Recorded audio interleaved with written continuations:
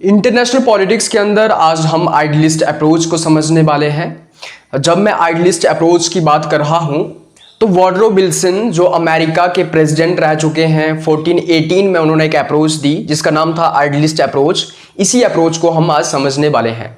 देखो, हम international politics को डिस्कस कर रहे थे और इंटरनेशनल पॉलिटिक्स के अंदर हमने देखा था कि किस तरीके से अलग अलग देश जो हैं वो आपस में इंटरेक्ट करते हैं, किस तरीके से अलग अलग देश आपस में अलायंसेस फॉर्म करते हैं, ट्रीटीज साइन करते हैं, उसके बाद किस तरीके से अलग अलग देश आपस में कनेक्ट होते हैं, किस तरीके से अलग अलग देशों की डिप्लोमेसी किस तरीके से काम करती है, वो सब इंटरनेशनल पॉलिटिक्स में आता है। तो जब मैं आइडियलिस्ट अप्रोच की बात करता हूं, ये आइडियलिस्ट अप्रोच उभर करके क्यों आई और आइडियलिस्ट अप्रोच असल में थी क्या, इसकी थोड़ी सी हम बेसिक इंट्रोडक्शन देखते हैं। देखो, होता क्या है, पूरी दुनिया वर्ल्ड वॉर 1 से जूझ रही थी या फिर गुजर रही थी। 1914 से लेके 1918 तक पूरी दुनिया के अंदर वर्ल्ड वॉर 1 चल रही थी और उससे हमें देखने को मिलता है great loss of human life and property, मतलब कि हजारों लोगों की जानें चली गई थी, लोगों की प्रॉपर्टी डिस्ट्रॉय हो चुकी थी, पूरी दुनिया जो है वो वायलेंस की चपेट में आ चुकी थी, पूरी दुनिया के अलग अलग देशों के अंदर नफरत फैल रही थी, पूरी दुनिया एक कियोस में थी, पूरी दुनिया के अंदर कॉन्फ्लिक्ट्स चल रहे थे, मारा मारी चल रही थी, खून रेजी हो रही थी, जंग हो रहे थे, उसके बाद लोगों के घर जल रहे थे, लोग मर रहे थे। तो ये सब फर्स्ट वर्ल्ड वॉर के अंदर हमें देखने को मिलता है। और फर्स्ट वर्ल्ड वॉर में जब हम ये सब सिचुएशंस देखते हैं जिसमें हम देखते हैं कि पूरी दुनिया के अंदर जो है वो एक क्योस सा मचा हुआ है, तो उसके बाद ये कहा जाने लगा कि हमें जो है वो फ्यूचर वॉर्स को अवॉइड करना है, मतलब कि अभी हमें जंगें नहीं करनी है या फिर वॉर्स को नहीं लड़ना है, मतलब दुनिया में आने वाली जो वॉर्स होंगी वो हमें अवॉइड करनी है। अब पूरी दुनिया के अंदर वॉर्स नहीं होनी चाहिए और साथ में ये कहा गया कि पूरी दुनिया के अंदर शांति आनी चाहिए, पीस आनी चाहिए। तो इन चीजों की उस टाइम पे बात हुई कि पूरी दुनिया जो है वो आपस में आराम से रहे, शांति हो पूरी दुनिया के अंदर और वॉर्स ना लड़ी जाएं।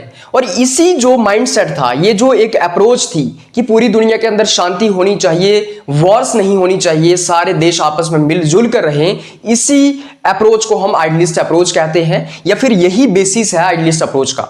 जब मैं आइडियलिस्ट अप्रोच के मेन पॉइंट्स की बात करता हूं या फिर आइडियलिस्ट थियरी के मेन पॉइंट्स की बात करता हूं तो इसके अंदर सबसे पहले आता है पीस एंड जस्टिस, मतलब कि पूरी दुनिया के अंदर पीस हो और जस्टिस हो, मतलब लोगों के पास इंसाफ हो, लोगों को न्याय दिलाया जाए। उसके बाद यहां पे आता है वॉर, वायलेंस और इमोरलिटी, मतलब कि पूरी दुनिया के अंदर वॉर नहीं होनी चाहिए, वायलेंस नहीं होनी चाहिए और इमोरलिटी भी नहीं होनी चाहिए। उसके बाद यह कहा गया कि पूरी दुनिया के अलग अलग देश जो हैं वो एजुकेशन को प्रमोट करेंगे, वो रीजन को प्रमोट करेंगे, वो साइंस को प्रमोट करेंगे ताकि ह्यूमन वेलफेयर हो सके।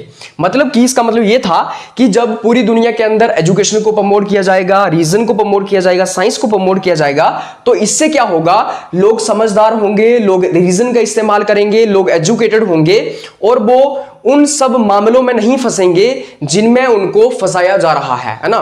जब वॉर्स लड़ी जाती हैं तो लोगों को मैनिपुलेट किया जाता है, कई सारी सुपरस्टिशंस होती हैं, धर्म के नाम पे जंगें लड़ी जाती हैं, लोगों को मिसगाइड किया जाता है। तो जब लोग एजुकेटेड होंगे, उनके अंदर रीजन होगा, साइंस होगी, तो उससे जो है लोग जो है वो वॉर्स में कम जाएंगे और लोगों के पास खुद अपना तर्क होगा जानने के लिए कि क्या सही है और क्या गलत है, तो कोई भी उनको मैनिपुलेट नहीं कर पाएगा। उसके बाद यहां पे ये कहा गया कि existence of democracy in the world, कि पूरी दुनिया के अंदर जो है वो डेमोक्रेसी को एस्टैब्लिश किया जाना चाहिए, मतलब कि पूरी दुनिया के अंदर लोकतंत्र आना चाहिए, लोगों की सुनवाई होनी चाहिए, लोगों की विल के अकॉर्डिंगली गवर्नमेंट फॉर्म हो ताकि पूरी दुनिया जो है वो लोगों के अकॉर्डिंगली रन हो, है ना। तो डेमोक्रेसी की बात की गई पूरी दुनिया के अंदर, मतलब कि जो भी नेशंस या जो भी स्टेट्स मोनार्कियल है, जो देश राजाओं के द्वारा रूल किए जाते हैं, वहां पे ये कहा गया कि पूरी दुनिया के अंदर डेमोक्रेसी होनी चाहिए। उसके बाद ये कहा गया कि मॉरल बिहेवियर होना चाहिए इंटरनेशनल पॉलिटिक्स में, मतलब कि इंटरनेशनल पॉलिटिक्स के अंदर हमें एथिक्स को, मोरालिटी को इस्तेमाल करना है। उसके बाद ये कहा गया कि वर्ल्ड गवर्नमेंट इस्टेब्लिश होनी चाहिए। वर्ल्ड गवर्नमेंट इस्टेब्लिश होने का ये मतलब है कि पूरी दुनिया एक गवर्नमेंट है, पूरी दुनिया एक ही फैमिली है, वासुदेव कुटुंबकम जिसको हम कहते हैं, उस चीज की यहां पे बात की गई। उसके बाद ये कहा गया कि डिसआर्मामेंट एंड आर्म्स कंट्रोल, मतलब कि हथियारों के ऊपर रोक लगाई जानी चाहिए। जो अलग अलग देश हथियार बनाने में लगे हुए हैं, दो इस रेस में लगे हुए हैं, किसके पास कितने परमाणु बम हैं, ये सब जो रेस है, हथियार बनाने की रेस, या फिर आर्म्स मेकिंग की ये जो रेस है इसके ऊपर कंट्रोल लगाया जाना चाहिए। मतलब दुनिया के अंदर इतने न्यूक्लियर वेपन्स या हथियार या आर्म्स ना बनाए जाएं जिससे कि पूरी दुनिया के अंदर दोबारा से जंग छिड़ जाए या फिर पूरी दुनिया के अंदर वॉर हो जाए। तो ये जो मेन पॉइंट्स थे आइडलिस्ट थियरी के। तो हमने इसका इंट्रोडक्शन देखा कि आइडलिस्ट थियरी है क्या। भाई पूरी दुनिया के अंदर केओस मचा हुआ था, कॉन्फ्लिक्ट मचा हुआ था, वायलेंस हो रही थी, जंग हो रही थी, खून बहाया जा रहा था, लोग मर रहे थे, प्रॉपर्टी को लॉस हो रहा था। और उसके बाद कुछ लोग ऐसे निकल के आए जिन्होंने कहा कि पूरी दुनिया के अंदर शांति होनी चाहिए, पूरी दुनिया के लोगों को न्याय मिलना चाहिए। और इसी एक अप्रोच के साथ वो आइडलिस्ट अप्रोच देते हैं। वो ये कहते हैं कि आइडलिस्ट अप्रोच लागू होनी चाहिए इंटरनेशनल पॉलिटिक्स के अंदर, जिसके अंदर पूरी दुनिया के अंदर इंसाफ हो, पूरी दुनिया के अंदर जो है वो डेमोक्रेसी आए, आर्म्स के ऊपर कंट्रोल हो, वर्ल्ड गवर्नमेंट एस्टैब्लिश की जाए और मॉरल्स और एथिक्स का इस्तेमाल किया जाए इंटरनेशनल पॉलिटिक्स के अंदर। अब इसके आगे हम वुडरो विल्सन के बारे में डिस्कस करेंगे कि वुडरो विल्सन आइडलिस्ट अप्रोच के अंदर क्या सब डिस्कस कर रहे हैं या फिर आइडलिस्ट अप्रोच को किस तरीके से वो देख रहे हैं। तो जब मैं वुडरो विल्सन की बात करता हूं, वुडरो विल्सन जो हैं वो अमेरिका के प्रेसिडेंट रह चुके हैं। 1918 में वो 14 पॉइंट्स प्रोग्राम देते हैं। क्या करते हैं? 1918 में वो एक 14 पॉइंट्स प्रोग्राम देते हैं आइडलिस्ट अप्रोच के अंदर। मतलब कि पूरी दुनिया में किस तरीके से शांति लाई जा सके और फ्यूचर कॉन्फ्लिक्ट्स को किस तरीके से अवॉइड किया जा सके वर्ल्ड वॉर फर्स्ट के बाद, उसके लिए वो 14 पॉइंट्स प्रोग्राम देते हैं। अगर मैं फिर से सिंपल शब्दों में आपको बताऊं तो इसका मतलब ये हुआ कि वर्ल्ड वॉर फर्स्ट के बाद पूरी दुनिया के अंदर किस तरीके से शांति लाई जा सके और साथ ही साथ फ्यूचर कॉन्फ्लिक्ट्स को किस तरीके से अवॉइड किया जा सके, उसके लिए 14 पॉइंट्स का प्रोग्राम देते हैं वुडरो विल्सन, जो अमेरिका के प्रेसिडेंट रह चुके थे। और उनका 14 पॉइंट्स प्रोग्राम क्या था आइडलिस्ट अप्रोच के अंदर, वो हम समझेंगे। तो सबसे पहले वो ओपन डिप्लोमेसी की बात करते हैं। ओपन डिप्लोमेसी का क्या मतलब हुआ? उन्होंने कहा कि कोई सीक्रेट ट्रीटीज नहीं होनी चाहिए और all international agreement should be open and transparent. मतलब कि उन्होंने ये कहा कि कोई सीक्रेट ट्रीटीज नहीं होनी चाहिए। अब सीक्रेट ट्रीटीज का मतलब क्या है? ये जो वर्ल्ड वॉर फर्स्ट हुई थी ना, इसके अंदर कई सारी सीक्रेट ट्रीटीज हुई थी और जिससे कि पूरी दुनिया जंग में चली गई। तो सीक्रेट ट्रीटीज का मतलब ये हुआ कि मान लो कुछ ऐसे 2-4 देश मिलके कोई ऐसी सीक्रेट ट्रीटी ना कर दें और दूसरे देशों के ऊपर हमला ना कर दें। ऐसा ना हो कि साउथ ईस्ट एशियन कंट्रीज जो हैं वो आपस में मिलके 5-10 कंट्रीज मिलके एक ग्रुप बना दें, एक सीक्रेट ट्रीटी बना दें और वो अमेरिका के ऊपर हमला कर दें, वो चाइना के ऊपर हमला कर दें। तो सीक्रेट ट्रीटीज का मतलब ये हुआ कि पूरी दुनिया के अंदर कुछ 2-4-10-12 देश मिलकर कोई ऐसी ट्रीटी ना कर दें जिससे कि पूरी दुनिया को नुकसान हो सके या फिर किसी दूसरे देश के ऊपर हमला हो सके। तो सीक्रेट ट्रीटीज नहीं होनी चाहिए। मतलब जितने भी इंटरनेशनल अग्रीमेंट होंगे, जितनी भी ट्रीटीज होंगी, अलायंसेस होंगे, वो ओपन होने चाहिए और ट्रांसपेरेंट होने चाहिए ताकि दोबारा से वर्ल्ड वॉर फर्स्ट जैसी स्थिति ना आ जाए। उसके बाद वो फ्रीडम ऑफ सीज की बात करते हैं। फ्रीडम ऑफ सीज का मतलब क्या है? Ships should be able to travel freely in international water during both peace and war. उन्होंने कहा कि जो इंटरनेशनल वाटर है वहां पे शिप्स जो है वो फ्रीली मूव करनी चाहिए। मतलब कि जो समुंदर है, जो समुद्री तट है या फिर जो समुद्र के अंदर ट्रांसपोर्ट होता है या फिर जो शिप्स गुजरती हैं, समुद्री जहाज जो गुजरते हैं, तो वॉर्स के समय पे क्या होता था? जा तो जहाजों को लूट लिया जाता था, जा उनको फिर जाने नहीं दिया जाता था वाटर से, मतलब कि समुद्रों से। तो उन्होंने कहा कि चाहे वॉर हो चाहे पीस हो, जो समुद्र है, समुद्र का जो ट्रांसपोर्ट है या फिर जो शिप्स हैं जो समुद्र से होकर गुजरती हैं, उनको रोका नहीं जाना चाहिए, वो फ्रीली मूव हो जाएं, उनका ट्रैवल जो है वो फ्रीली होना चाहिए। उसके बाद फ्री ट्रेड की बात करते हैं वो तीसरा इसके अंदर। वो कहते हैं कि जितने भी इकोनॉमिक बैरियर्स हैं वो रिमूव कर दिए जाने चाहिए और पूरी कंट्रीज और सारी कंट्रीज के बीच में जो है फ्री एंड फेयर ट्रेड होना चाहिए। मतलब कि उन्होंने ये कहा कि जो भी अलग अलग देशों ने इकोनॉमिक बैरियर्स लगा के रखे हुए हैं, चाहे इंपोर्ट ड्यूटीज हो, एक्सपोर्ट ड्यूटीज हो, मतलब कि एक देश से दूसरे देश के अंदर जब एक्सपोर्ट इंपोर्ट करना पड़े तो उसके अंदर जो टैक्सेस गवर्नमेंट के द्वारा लगाए जाते हैं, जो ड्यूटीज लगाई जाती हैं, उनको हटा देना चाहिए। मतलब कि एक देश दूसरे देश के अंदर फ्रीली जो है वो ट्रेड कर सके, फ्री एंड फेयर ट्रेड हो सके। इस चीज की उन्होंने बात की कि इकोनॉमिक बैरियर्स को भी हटा देना चाहिए। तो ये तीसरा प्रोग्राम था उनका। मतलब कि 14 पॉइंट्स प्रोग्राम में से तीसरा प्रोग्राम उनका फ्री ट्रेड था। उसके बाद फोर्थ इसके अंदर आता है रिडक्शन ऑफ आर्मामेंट्स। अब रिडक्शन ऑफ आर्मामेंट्स का क्या मतलब है? Reduce military weapons and forces to the lowest level needed for national security. इसका मतलब ये हुआ कि जितने भी मिलिट्री फोर्सेस हैं, मिलिट्री के वेपन्स हैं, उनको लोएस्ट लेवल तक रिड्यूस कर देना चाहिए कि जितना हमें नेशनल सिक्योरिटी के लिए जरूरत है। मतलब कि हमें इतने ज़्यादा हथियार, इतनी ज़्यादा मिलिट्री फोर्सेस को नहीं बढ़ाना चाहिए। हमें सिर्फ उतने ही हथियार रखने चाहिए, उतनी ही मिलिट्री फोर्सेस रखनी चाहिए जितनी कि हमारी नेशनल सिक्योरिटी के लिए ज़रूरी है। तो इसका मतलब ये था कि जो अलग अलग देश कई सारे हथियार बना रहे हैं, परमाणु बम बना रहे हैं, मिलिट्री फोर्सेस को बढ़ा रहे हैं और जिससे बाद में फिर जंगें लड़ी जाती हैं, उन्होंने कहा कि अपनी ज़रूरत के मुताबिक जितना नेशनल सिक्योरिटी के लिए चाहिए उतना ही आर्मामेंट्स को हमें रखना है। उसके बाद फिफ्थ यहां पे आता है एडजस्ट कॉलोनियल क्लेम्स। अब एडजस्ट कॉलोनियल क्लेम्स का मतलब क्या है? Fair treatment of colonies and consideration of the rights of indigenous people.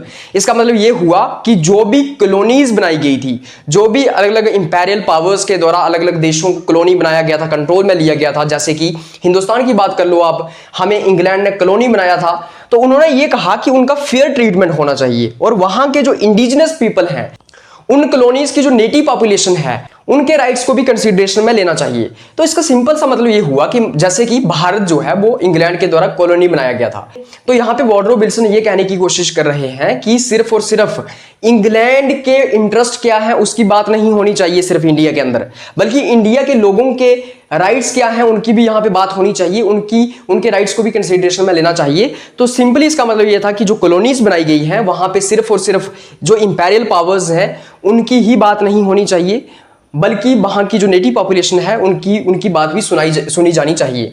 उसके बाद सिक्स्थ यहां पे आता है रशिया। देखो रशिया में क्या हो रहा था, बोल्शेविक रेवोल्यूशन हो रहा था 1917 में। क्या हो रहा था? रशिया के अंदर बोल्शेविक रेवोल्यूशन हो रहा था 1917 में। तो उस वक्त ये कहा गया कि Russian people had the freedom to choose their own government without external pressure और इंटरफेरेंस। तो उन्होंने कहा कि रशिया के जो लोग हैं उनके पास ये अधिकार है कि वो अपनी सरकार खुद चुन सकें, बाहर का कोई प्रेशर नहीं होना चाहिए, कोई एक्सटर्नल इंटरफेरेंस नहीं होनी चाहिए, कोई एक्सटर्नल प्रेशर नहीं होना चाहिए, जैसे कि बोल्शेविक रेवोल्यूशन के द्वारा एक्सटर्नल प्रेशर क्रिएट किया जा रहा था, बाहर से एक्सटर्नल फोर्सेस जो हैं वो वहां पे गवर्नमेंट को डिसाइड कर रही थी। तो उन्होंने कहा कि कोई एक्सटर्नल प्रेशर नहीं होना चाहिए, बल्कि रशिया के लोग खुद अपनी गवर्नमेंट को डिसाइड करें और चूज करें। उसके बाद सेवंथ इसके अंदर बेल्जियम की बात आती है। देखो जो बेल्जियम है उसको जर्मनी के द्वारा ऑक्यूपाई किया गया था वर्ल्ड वॉर फर्स्ट के दौरान। मतलब कि जो बेल्जियम था इसको जर्मनी अपने कंट्रोल में ले चुकी थी वर्ल्ड वॉर फर्स्ट के दौरान। तो यह कहा गया कि बेल्जियम की सोवरेनिटी को रिस्टोर किया जाए, मतलब कि बेल्जियम को दोबारा से उसकी इंडिपेंडेंस दी जाए, बेल्जियम को अपने कंट्रोल से छोड़ा जाए, उसको जो है वो उसकी इवैक्यूएशन की जाए और बेल्जियम जो है वो दोबारा से एक इंडिपेंडेंट नेशन बन सके। तो इस चीज की यहाँ पे बात की गई। उसके बाद एट्थ इसके अंदर आता है फ्रांस। तो return of Alsace Lorraine to France which were occupied by Germany in 1871। इसका मतलब यह है कि जो एल्सेज और लोरेन टेरिटरीज हैं जो कि जर्मनी के द्वारा 1871 में ऑक्यूपाई की गई थी, उनको वापस किया जाए फ्रांस को। तो आठवें पॉइंट का मतलब यही है कि जो फ्रांस की कुछ टेरिटरीज थी जैसे कि अल्सेज एंड लोरेन, ये जो टेरिटरीज थी ये जर्मनी के द्वारा 1871 में ऑक्यूपाई की गई थी, अपने कंट्रोल में ली गई थी। तो ये कहा गया कि ये टेरिटरीज फ्रांस को वापस की जा सकें। उसके बाद यहां पे आता है ninth Italy. Adjust the borders of Italy according to the nationalities of people living there. यहां पे ये कहा गया कि इटली के जो बॉर्डर्स हैं उनको एडजस्ट किया जाए, उनको क्लियरली ड्रॉ किया जाए और जो इटली के नेशनलिटी के लोग हैं उनके अकॉर्डिंगली वहां के बॉर्डर्स को एडजस्ट किया जाए, मतलब कि इटली की क्लियर कट बाउंड्री को डिफाइन किया जा सके ताकि वहां पे कोई कॉन्फ्लिक्ट्स ना हो। उसके बाद इसके अंदर 10th आता है Austria Hungary. Allow the various ethnic groups within Austro-Hungarian Empire to form their own nations। यहां पे ये कहा गया कि जो ऑस्ट्रो हंगरियन एम्पायर था, मतलब कि यूरोप के अंदर जर्मनी के साथ में एक ऑस्ट्रो हंगरियन एम्पायर हुआ करता था, वहां पे ये कहा गया कि वहां पे जो अलग अलग एथनिक ग्रुप्स हैं उनको मौका दिया जाए, उनको अलाउ किया जाए कि वो अपने नेशंस को वहां पे बना सकें। तो इसका मतलब सिंपल सा यही है कि जो ऑस्ट्रो हंगरियन एम्पायर के अंदर अलग अलग एथनिक ग्रुप्स थे। एथनिक ग्रुप्स क्या होते हैं? जो एक तरह का कोई कल्चर शेयर करते हैं या एक तरह की भाषा बोलते हैं या एक तरह का उनका एक बिलोंगिंग होता है। तो उन लोगों को अधिकार मिले कि वो छोटे छोटे अपने देश बना सकें ऑस्ट्रो हंगरियन एम्पायर के विदिन। उसके बाद 11th इसके अंदर आता है Balkans. Restore the Balkan nations and establish secure and independent countries in the region।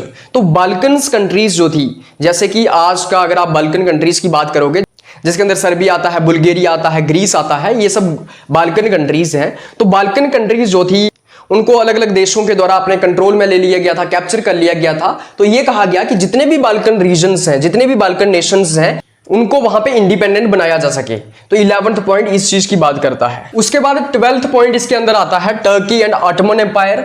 Ensure the independence of Turkish and non Turkish parts of the Ottoman empire. तो क्या था कि ये जो मिडिल ईस्ट का एरिया था, टर्की, ईरान, इराक, ये जो एरिया हुआ करता था, यहाँ पे एक ऑटोमन एम्पायर हुआ करता था। तो यहाँ पे ये कहा गया कि जो टर्किश और नॉन टर्किश पार्ट्स थे ऑटोमन एम्पायर के अंदर, उनको क्या किया जाए, उनको इंडिपेंडेंट किया जाए। उसके बाद 13th पॉइंट इसके अंदर आता है Poland. Before world war 1 controlled by Russian empire, therefore establishment of independent Poland. तो क्या था कि पोलैंड जो है वो वर्ल्ड वॉर 1 से पहले रशियन एम्पायर के द्वारा कंट्रोल किया जाता था। तो ये कहा गया कि पोलैंड को भी आजाद किया जाए, उसको भी इंडिपेंडेंट किया जाए। उसके बाद 14th पॉइंट इसके अंदर आता है league of Nations. Establish an international organization to maintain peace and resolve conflicts between nations। तो ये कहा गया कि एक इंटरनेशनल ऑर्गेनाइजेशन बनाया जाए जिसमें अलग अलग देश होंगे, तो वहां पे अलग अलग कॉन्फ्लिक्ट्स को रिजॉल्व किया जाएगा, जो अलग अलग देशों के कॉन्फ्लिक्ट्स हैं, और पीस को मेंटेन किया जाएगा, मतलब पूरी दुनिया के अंदर शांति लाई जाएगी। तो 14th पॉइंट का मतलब ये है कि एक ऐसा ऑर्गेनाइजेशन बनाया जाए जिसका नाम लीग ऑफ नेशंस होगा, जिसमें अलग अलग दुनिया के देश शामिल होंगे और वहां पे पीस को मेंटेन किया जाएगा, पूरी दुनिया के अंदर पीस लाई जाएगी, शांति लाई जाएगी, जस्टिस लाया जाएगा, और साथ ही साथ जो दुनिया के अलग अलग देशों के अंदर कॉन्फ्लिक्ट्स हैं उनको भी वहां पे रिजॉल्व किया जाएगा। तो ये 14 पॉइंट्स प्रोग्राम था जो वुडरो विल्सन के द्वारा दिया गया है, जो अमेरिका के प्रेसिडेंट रह चुके हैं। 1918 में ये 14 पॉइंट प्रोग्राम दिया गया था, जो कि वुडरो विल्सन के द्वारा दिया गया था। और ये 14 पॉइंट्स प्रोग्राम जो है ये idealist approach given by Woodrow Wilson का पार्ट है। मतलब कि जो आइडलिस्ट अप्रोच वुडरो विल्सन ने दी थी उसके अंदर ये 14 पॉइंट्स प्रोग्राम आता है, जिसके अंदर वो कहते हैं कि पूरी दुनिया के अंदर किस तरीके से शांति लाई जा सके, पूरी दुनिया के अलग अलग देशों को किस तरीके से न्याय दिया जा सके, अलग अलग लोगों को किस तरीके से न्याय दिया जा सके, पूरी दुनिया के अंदर जो है वो पीस को किस तरीके से रिस्टोर किया जा सके, उसके लिए ये 14 पॉइंट्स प्रोग्राम वो देते हैं। उसके बाद हम आइडलिस्ट अप्रोच के क्रिटिसिज्म देखेंगे, मतलब कि जो वुडरो विल्सन के द्वारा आइडलिस्ट अप्रोच दी गई है, जो उन्होंने 14 पॉइंट्स प्रोग्राम दिया है, उसके क्रिटिसिज्म क्या है, मतलब कि लोग किन ग्राउंड्स के ऊपर उसकी आलोचना करते हैं या फिर उसके क्रिटिसिज्म क्या है। तो सबसे पहले इसके अंदर आता है based on ideals and norms far away from reality. ये जो आइडलिस्ट अप्रोच है ना, और खास करके जो वुडरो विल्सन के द्वारा दी गई है कि पूरी दुनिया के अंदर शांति आ जाएगी, पूरी दुनिया के अंदर जो है कॉन्फ्लिक्ट्स नहीं होंगे, सारे देश आपस में मिलजुल के रहेंगे, पूरी दुनिया के अंदर जस्टिस होगा, ये एक हसीन ख्वाब की तरह लगता है। मतलब कि इसका हकीकत के साथ कुछ लेना देना नहीं है। जब हम पूरी दुनिया की बात करते हैं तो पूरी दुनिया के अंदर सब अच्छा अच्छा नहीं हो सकता, तो ये हकीकत से परे है। ये जो बात वुडरो विल्सन कर रहे हैं कि पूरी दुनिया के अंदर शांति आ जाएगी, सारे देश आपस में मिलजुल के रहेंगे, ये एक सुनहरा सपना है जो हकीकत में नहीं बदल सकता है। तो ये जो अप्रोच है ये रियलिटी से परे है। उसके बाद सेकंड इसके अंदर आता है very difficult to implement all suggestions. जितने भी सजेशंस वुडरो विल्सन के द्वारा दिए गए हैं उन सब सजेशंस को इंप्लीमेंट करना काफी मुश्किल है। Idea of one world government can not be possible. तो ये जो आइडिया है वन वर्ल्ड गवर्नमेंट का, फिर whole world is a single nation, ये जो आइडिया है ये भी पॉसिबल नहीं हो सकता है, ये भी हकीकत में नहीं बदल सकता है। Totalitarianism can not be eliminated from the world. जो टोटलिटेरियनिज्म है, जो एब्सोल्यूट रूल है, ये भी खत्म नहीं हो सकता है दुनिया से। तो ये इसके कुछ क्रिटिसिज्म आते हैं आइडलिस्ट अप्रोच के, जो कि वुडरो विल्सन के द्वारा दी गई थी। तो इंटरनेशनल पॉलिटिक्स के अंदर जो आइडलिस्ट अप्रोच वुडरो विल्सन के द्वारा दी गई है उसको हमने खत्म कर लिया है। इसका अगर क्रक्स मैं आपको बताऊं तो इसका मतलब यही हुआ कि पूरी दुनिया के अंदर वायलेंस चल रही थी। फर्स्ट वर्ल्ड वॉर में काफी नुकसान हो गया था, लोग मर रहे थे, काफी ज्यादा डिस्ट्रक्शन हुई थी। उसके बाद ये कहा गया कि पूरी दुनिया के अंदर पीस आनी चाहिए, जस्टिस आना चाहिए, पूरी दुनिया के अंदर सब सही हो जाना चाहिए, शांति आ जानी चाहिए, सारे देश आपस में मिलजुल के रहें। तो ये जो एक सोच थी इसने आइडलिस्ट अप्रोच को जन्म दिया, और आइडलिस्ट अप्रोच के अंदर इन सब चीजों की बात होती है। तो आज के इस वीडियो में बस इतना ही। मिलेंगे आपके साथ एक नेक्स्ट टॉपिक लेके, और साथ ही साथ अगर आपको इस लेक्चर का पीडीएफ चाहिए तो आप इस वीडियो की डिस्क्रिप्शन में जा सकते हैं, वहां पे टेलीग्राम चैनल का लिंक दिया होगा, वहां से आप टेलीग्राम चैनल ज्वाइन कर सकते हैं और आपको पीडीएफ वहां पे मिल जाएगा। तो ठीक है, फिर मिलते हैं आपके साथ एक और नया टॉपिक लेके। तब तक आप सबको धन्यवाद।